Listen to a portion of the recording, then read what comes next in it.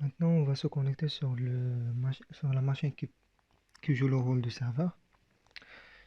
Maintenant, on va essayer de configurer le serveur FTP. Après tout, on doit se connecter sur le route. Voilà, le mot de passe est gclient.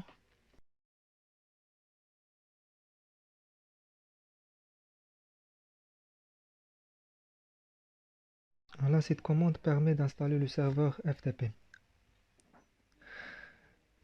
Il m'a dit que le serveur est déjà installé. VS FTPD is already the newest version. Tant que le serveur est installé, nous allons trouver un fichier de configuration de ce serveur. Et pour des raisons de sécurité, c'est préférable de faire une copie de ce fichier pour ne dévaster pas la configuration originale. Voilà le fichier, on va l'ouvrir grâce à la commande edit.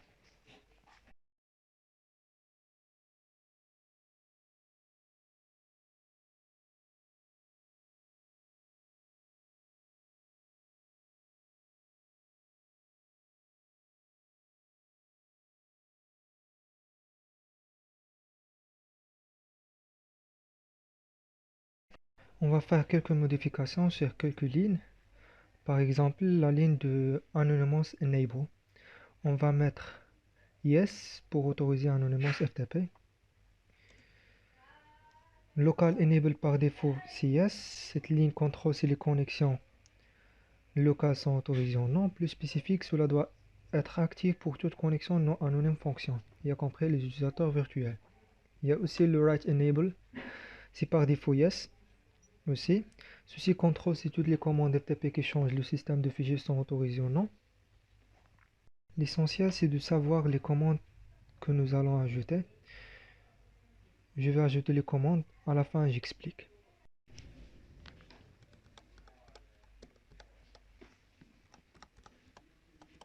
User list enable, yes.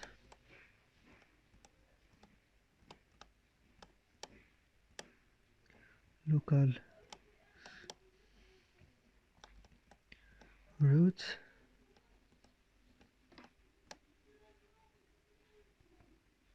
home gclient.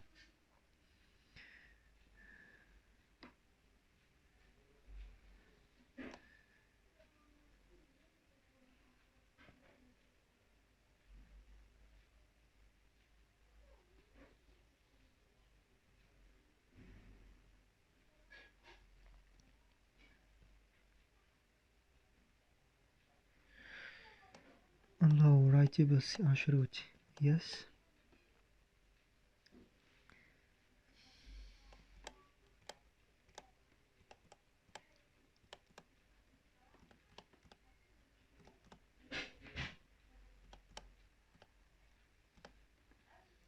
Non unknown password, on va mettre aussi yes.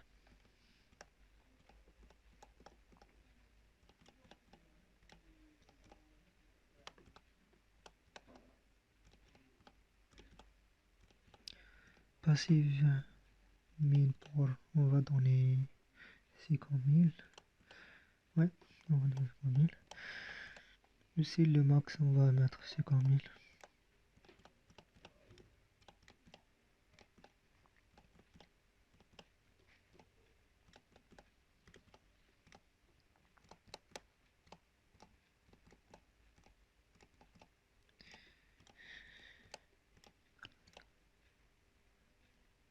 Là, on va sauvegarder le fichier. Bon, attends, je pense que j'ai oublié quelques lignes. Ouais. On va ajouter user list file. C'est le chemin. On va donner un, ouais. Dans le TC VSFTP user list.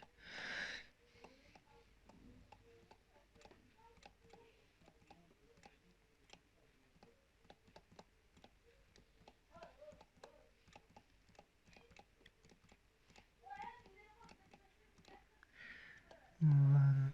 User list deny. Ça sera no. TCP wrappers sera yes.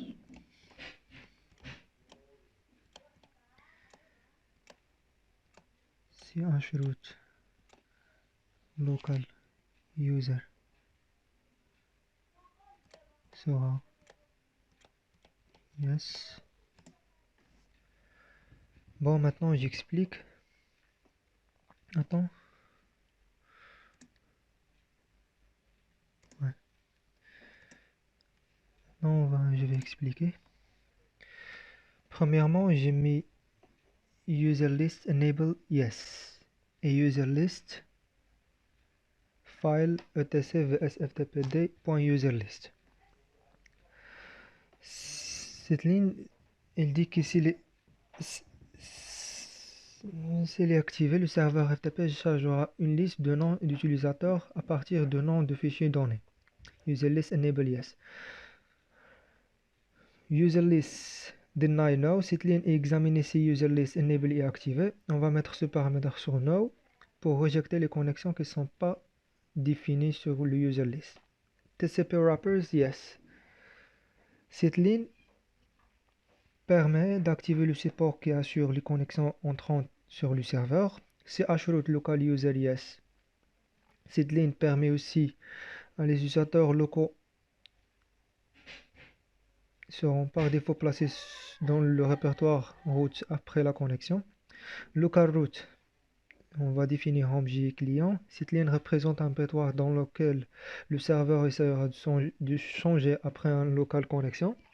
Allow writable chroot. Cette ligne force le serveur à démarrer même avec une racine accessible en lecture. Non password yes. Cette ligne permet à l'utilisateur anonyme de se connecter directement sans demander le mot de passe. On a défini le passif min port et le passif max port. Cette option est utilisée pour spécifier une plage de port étroite pour faciliter le pare-feu. Maintenant, on va sauvegarder la configuration et sortir. Attends, je pense qu'il y a une autre ligne que je dois ajouter. Oui. Je dois définir une option qui représente un répertoire dans lequel le serveur essaie de se changer après une connexion anonyme. Non, ouais. Unknown route, oui. Et je définis le chemin.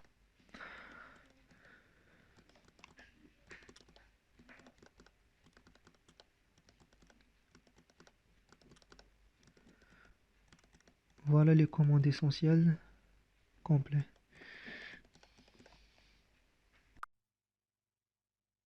Après que nous avons besoin d'un compte utilisateur pour que l'on puisse connecter au serveur. Ici, on crée un utilisateur avec la commande user add en ajoutant les options -m pour forcer la création d'une home répertoire pour l'utilisateur et -c dont on ajoute une description de notre utilisateur.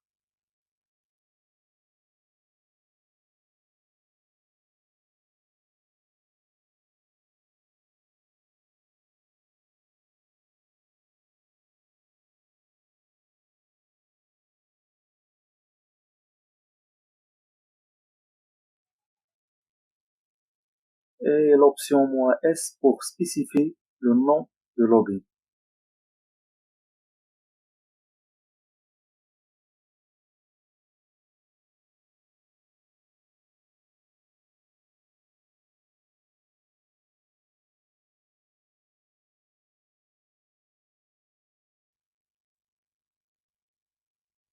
Pouvons spécifier un mot de passe pour l'utilisateur à travers la commande password avec le nom de login.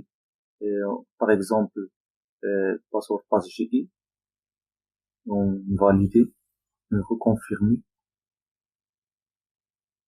Ensuite, nous devons lister explicitement l'utilisateur à créer dans le fichier /etc/vsftpd.userlist avec la commande echo et la commande t, comme ci-dessus.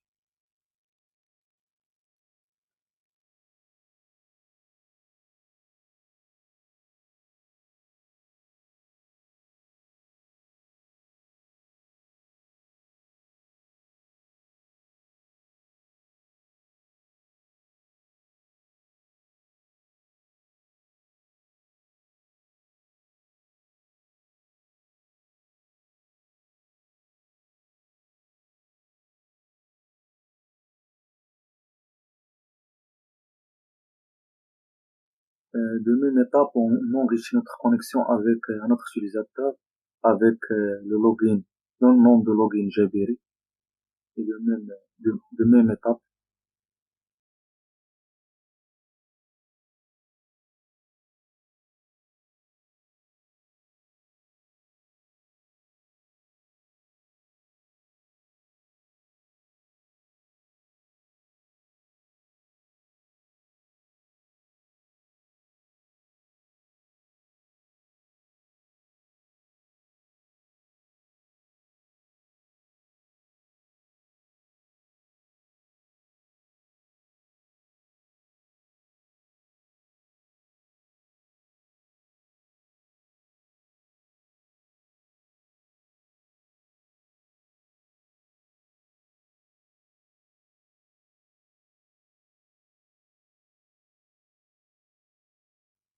on ajoute l'utilisateur à la liste user avec la commande echo ici.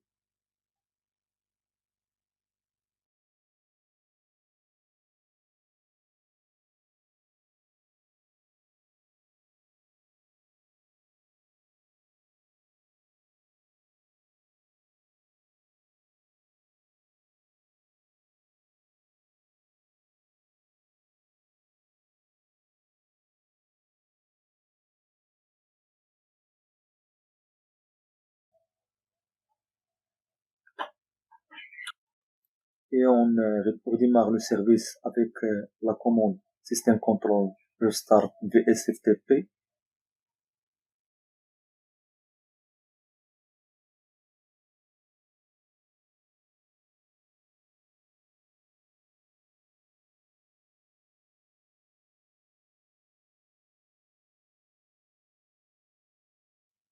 Et on affiche son statut avec la commande syscontrol status VSFTP, le nom du service.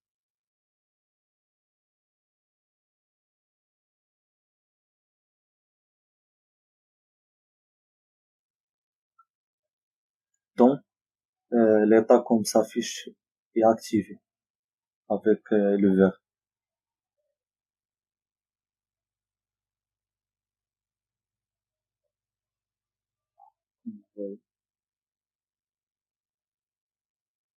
Enfin, on a accordé toutes les permissions au répertoire des utilisateurs pour éviter les problèmes d'accès ou bien de traitement avec la commande chmod. Toutes les permissions et le répertoire de tout utilisateur.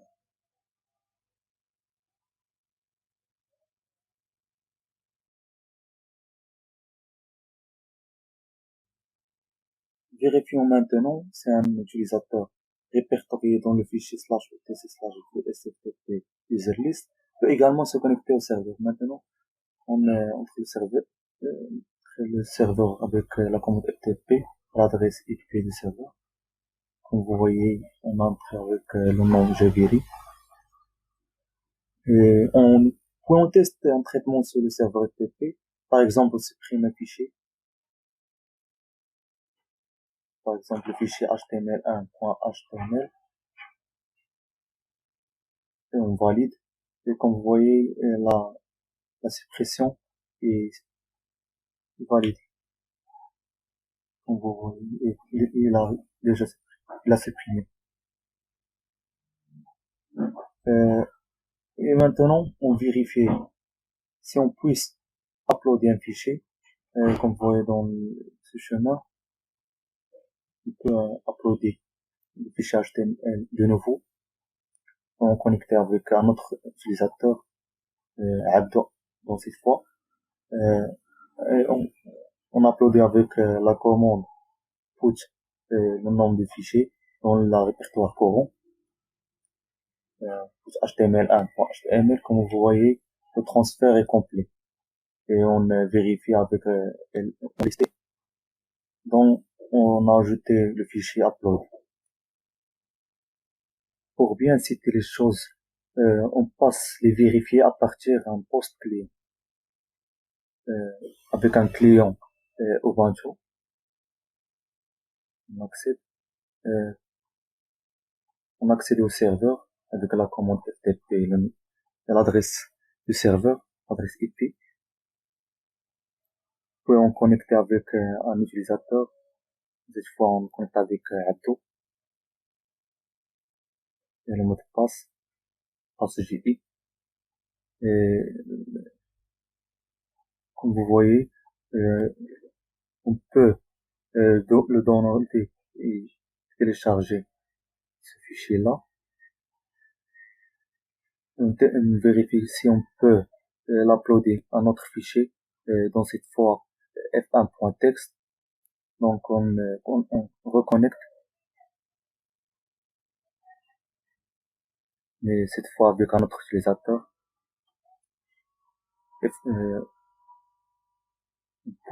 On uploader le fichier f1.txt et on afficher avec la commande ls.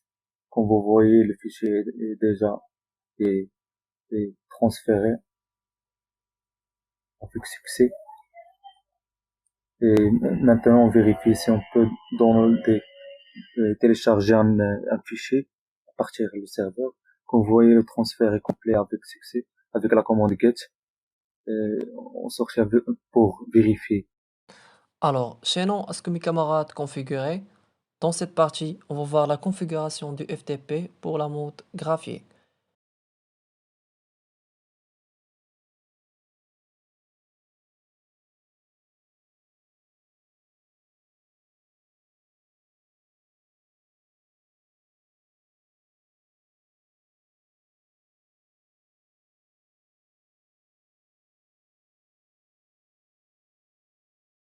Alors, depuis le browser, je tape FTP suivi par l'adresse IP du serveur qui est bientôt 10.0.2 et .1.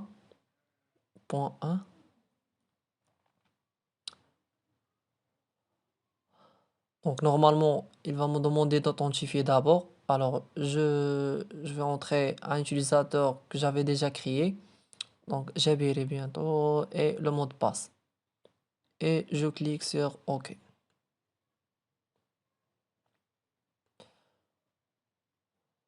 Donc voilà l'ensemble des fichiers et les dossiers qui est stocké dans le serveur.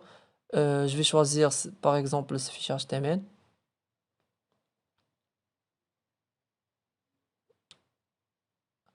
Alors l'étape suivante c'est de créer un utilisateur Anonymous. Alors donc je vais entrer dans le serveur. Je fais by clear. Donc je cherche la commande qui permet d'ajouter un utilisateur qui est user add. User add. Alors user add -m -c. Je vais entrer Anonymous.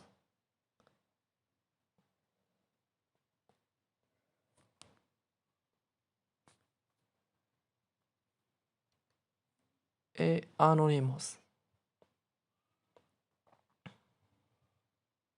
Alors le compte déjà existe, donc il me reste juste d'ajouter Anonymous dans la liste des utilisateurs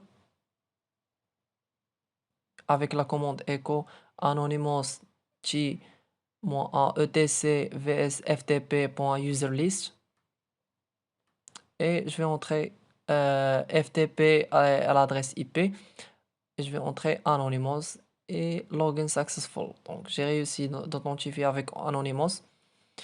ls pour lister les fichiers et les dossiers. Donc je remarque qu'il y a déjà juste exemple.desktop. Donc passons maintenant sur Windows et sur l'invite des commandes. Alors je vais choisir mon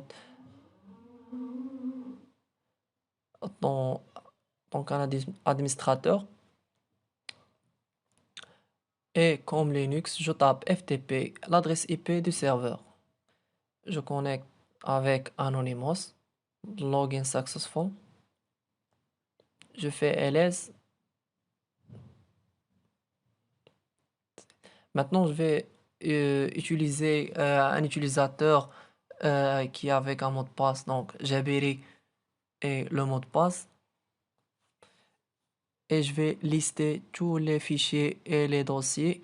Donc voilà tous les fichiers et les dossiers. Je fais la commande get HTML pour alors la commande get qui permet de transférer un fichier du serveur vers le disque local. Donc dans mon disque local qui est disque local C, je vais chercher euh, le fichier HTML que j'avais téléchargé. Donc donc je vais chercher HTML. Donc donc je vais chercher HTML. Donc voilà. Alors je vais entrer, bien je clique sur le fichier deux fois.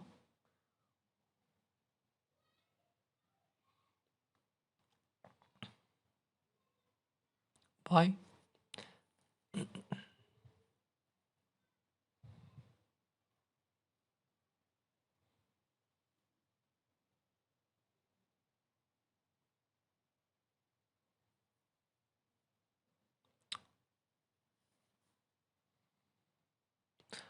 Donc je tape FTP backslash et l'adresse du serveur.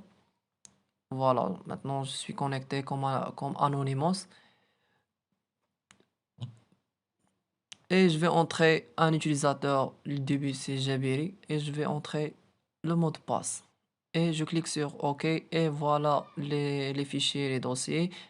Voilà le fichier HTML.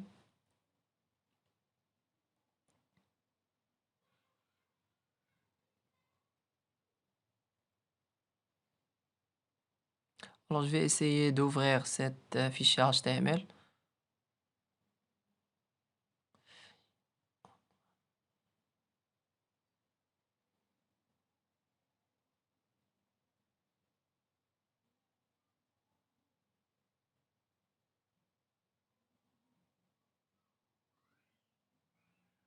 Et voilà le fichier HTML. Donc, comme remarquez, je vais